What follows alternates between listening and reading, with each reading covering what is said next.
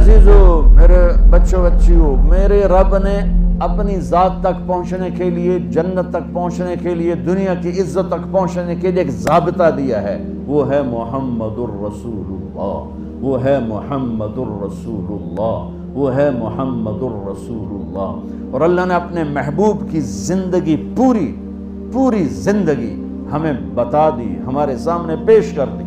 میرے اللہ نے اپنے حبیب کی ہر ادا کو محفوظ کیا۔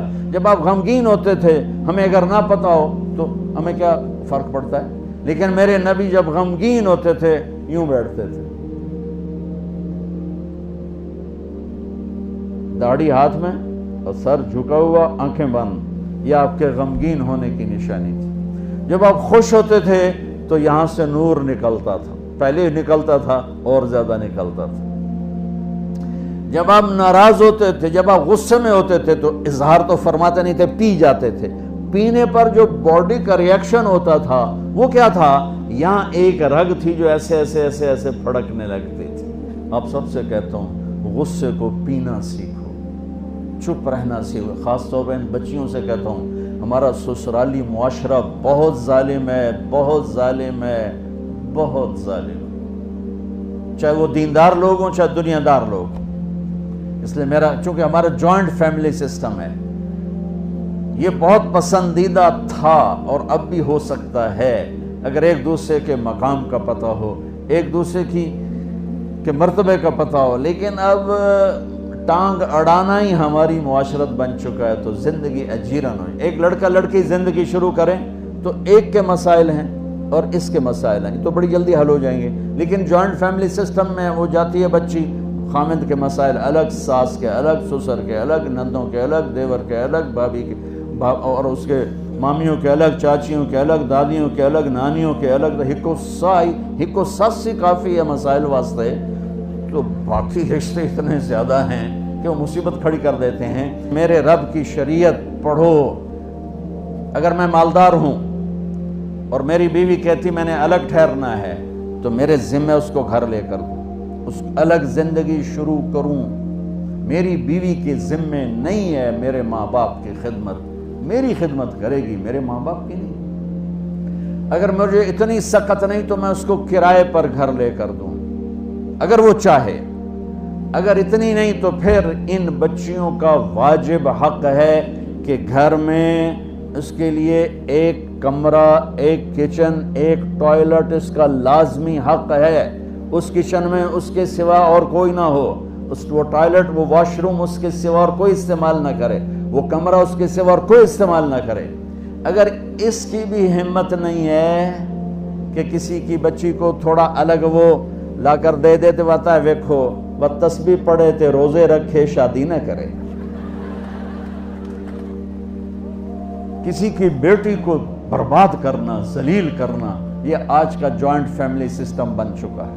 اور میں قربان جاؤں، میرے نبی نے فرمایا، یہ جو میرے مدینے کے صحابہ ہیں ان کی ایک جگہ آپ نے تعریف کی، یہ جو میرے مدینے کے صحابہ ہیں یہ بڑے اچھے ہیں، ان کے گھر میں جب کسی کی بیٹی کی ڈولی اترتی ہے تو اسے یہ احساس ہی نہیں ہوتا کہ اپنے گھر میں ہوں یا سسرال کے گھر میں، اتنا اس کو پیار دیتے۔ آنے والی کو تو پیار دیا جاتا ہے تاکہ وہ پچھلے رشتوں کو بھلا دے، آنے والی کو عزت دی جاتی ہے تاکہ وہ پچھلی عزت کو بھلا دے، لیکن اگلے ہی دن اس کا ٹیسٹ شروع ہو جاتا ہے، یہ بیٹھی کیوں ہے، یہ کھاندی کی پئی ہے، لہ تیری بیگم نے مینوں سلام ہی نہیں کیتا، میں اودی ساس ہاں، مینوں پانی ہی نہیں پوچھا۔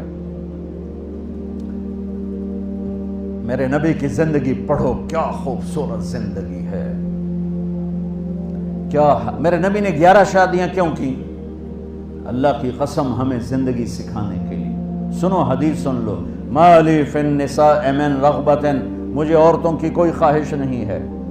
اور سن لو، ما تزوجت وما زوجت الا بوحی من السماء، میں نے جہاں شادی کی، جہاں بیٹی کی شادی کی، پہلے آسمان سے وحی آئی پھر میں نے شادی کی۔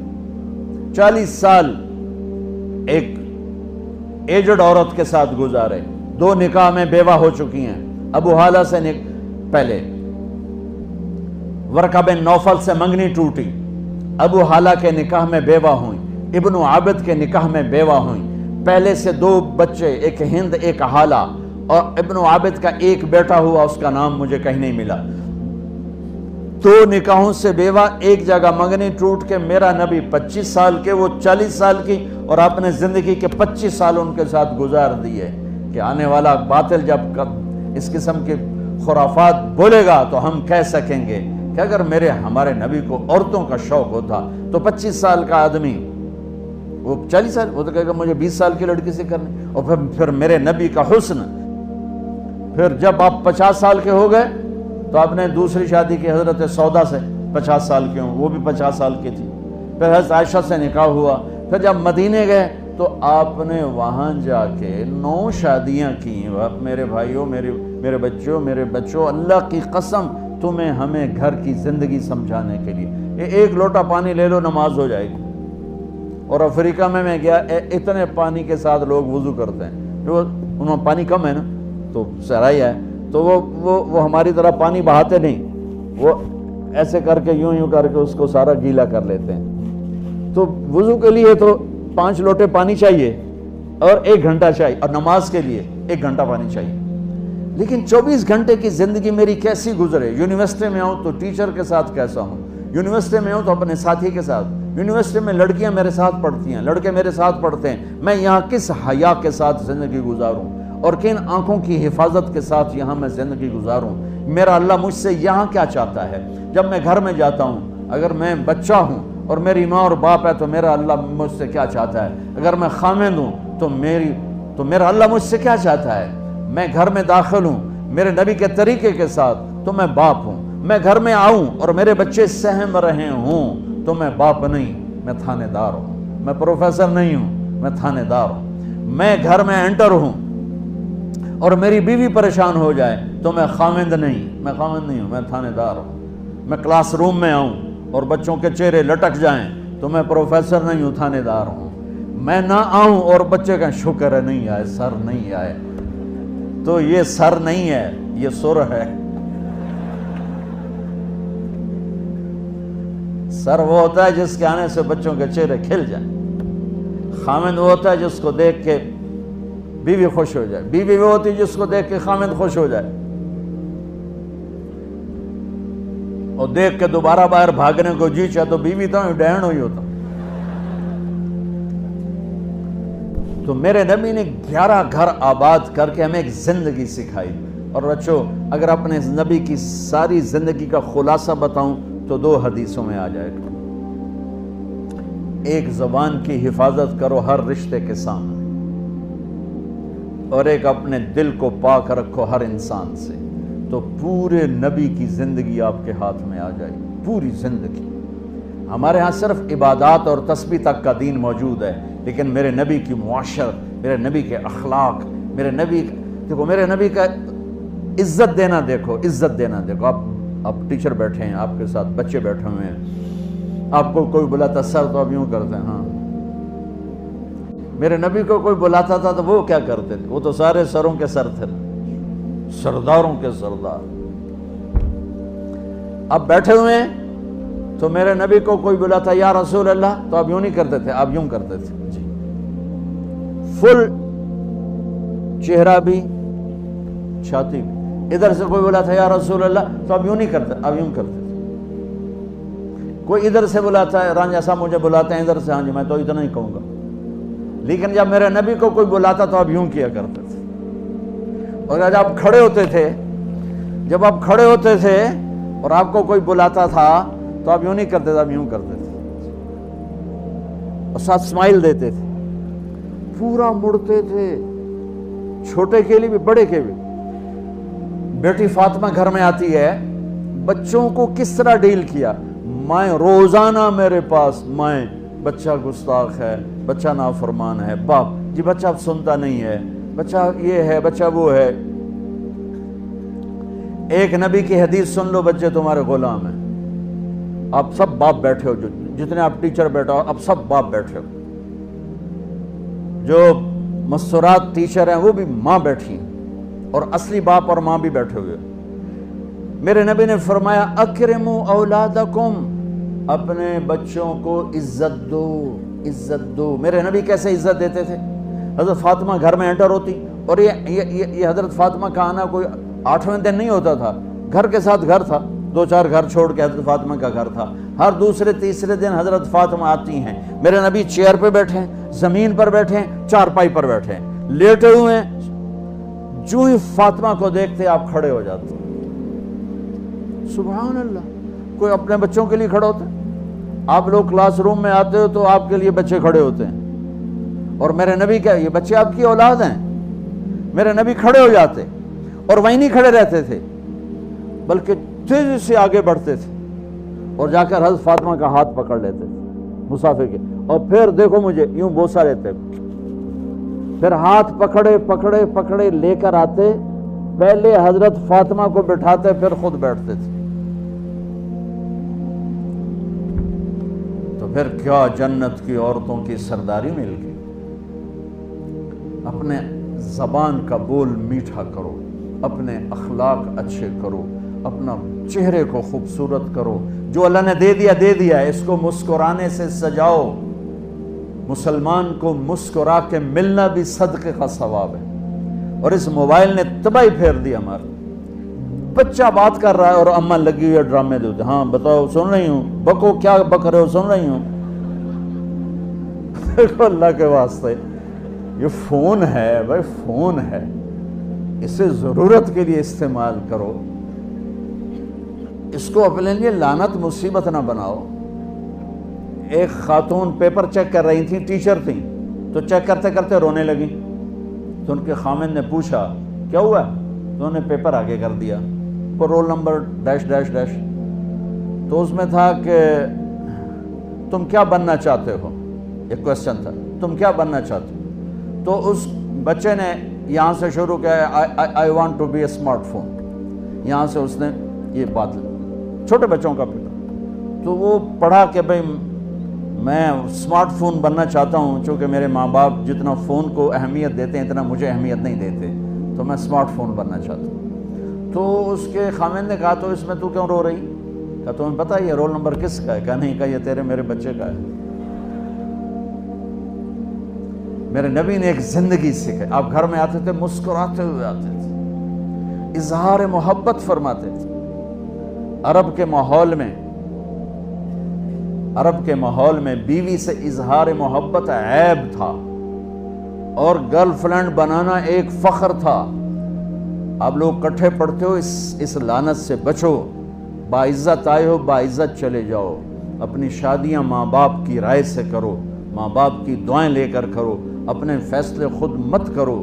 یہ کیا کریں، اب بچے بچیاں کٹھے پڑھتے ہیں تو اس قسم کی لعنتیں چلیں گی تو صحیح، لیکن میں جتنا بچ سکتے ہو بچو بچو، اپنے فیصلے ماں باپ کے حوالے کرو، اپنے فیصلے ماں باپ کے حوالے کرو، چونکہ جتنی عشق کی شادیاں ہوتی ہیں وہ ساری ہی ناکام ہوتی ہیں۔ عرب کے ماحول میں اظہار عشق بیوی کا عیب، اور گرل فرینڈ کے لیے اشعار۔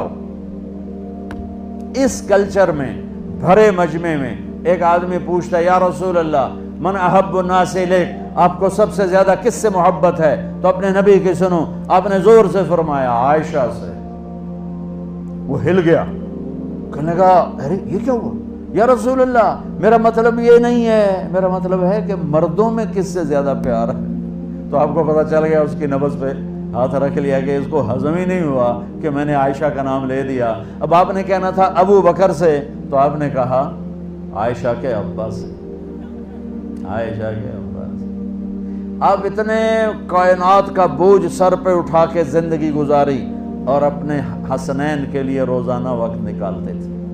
آپ کہتے ہو میں ریکٹر ہو گیا ہوں، میرے پاس ٹائم کوئی نہیں، میں پروفیسر ہو گیا ہوں، میرے پاس ٹائم ہی کوئی نہیں، تو کیا فائدہ ہے ٹائیاں لگانے کا؟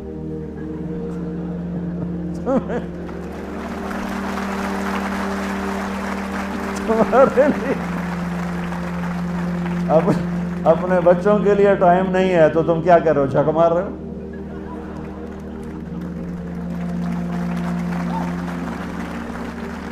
میرے نبی سے زیادہ مصروف کوئی آئے گا؟ بولو، جواب دو زور سے۔ 7 بر اعظم کے انسان اور قیامت تک کے انسانوں کی ذمہ داری سر پر ہو، اور وہ روز بچوں کے لیے وقت نکالیں. این اللقا، میرے شرارتی بچے کدھر ہیں؟ روزانہ دوسرے تیسرے دن آپ حسنین کو ٹائم دیتے. اب کیسے ٹائم دیتے؟ دیکھو ان کے لیے ایسے آپ ان کے لیے ہاتھ بھی بچھا دیتے اور پاؤں کے گھٹنے بھی اٹھا دیتے. ہاتھ اور گھٹنے لیول کر کے کمر پورا جیسے سواری کا ہوتا ہے. آؤ بھائی بچوں اپنے اونٹ پہ چڑھ جاؤ. دونوں بچوں کو اوپر چڑھا کر کمرے میں چکر لگاتے. پھر کہتے تمہارا اونٹ کیسا ہے. پھر دونوں کو اتار کے زینب کو اوپر چڑھاتے. پھر کہتے اوپر سے آ گئے حضرت جابر. ایک دفعہ کہ حسنین اوپر چڑھے ہوئے تھے. بڑی عالی شان سواری ہے بھائی، بڑی عالی شان سواری ہے بھائی. تو میرے نبی نے نیچے سے کہا بڑے عالی شان سوار ہیں بھائی، بڑے عالی شان سوار ہیں بھائی. میرا سب سے بڑا سرمایہ میری اولاد ہے. میں نے اسے ٹائم نہ دیا، میں نے اسے یہ سب آپ کی اولاد بیٹھے ہوئے ہیں، سب آپ کی اولاد بیٹھے ہوئے ہیں. ٹیچر کا رتبہ بہت بلند اللہ نے بنایا ہے. میرے نبی ٹیچر بن کے آئے، بادشاہ بن کے نہیں آئے، حاکم بن کے نہیں آئے، تاجر بن کے نہیں آئے. میرے نبی معلم بن کر آئے. مقدس ترین نسبت، یہ سب آپ کی اولاد ہے. یہ اگر اچھے انسان بنتے ہیں، میرے 5 بچے ہیں، کتنا کو صدقہ جاریہ بنیں گے؟ آپ کے 10,000 بچے ہیں، اگر یہ ایک بچہ صحیح چلے، نیک بنے، آپ خود سے کتنا بڑا آپ نبیوں کے ساتھ اٹھائے جائیں گے. یہ اتنا عالی شان مرتبہ ہے انسانیت کے لیے معلم بننا، ٹیچر بننا. لیکن پھر نبی کی زندگی پڑھو، نبی والے اخلاق پڑھو کہ میرے نبی نے کیسے زندگی، کیسے خوبصورت طریقے سے اپنی اگلی نسل کو سنبھالا.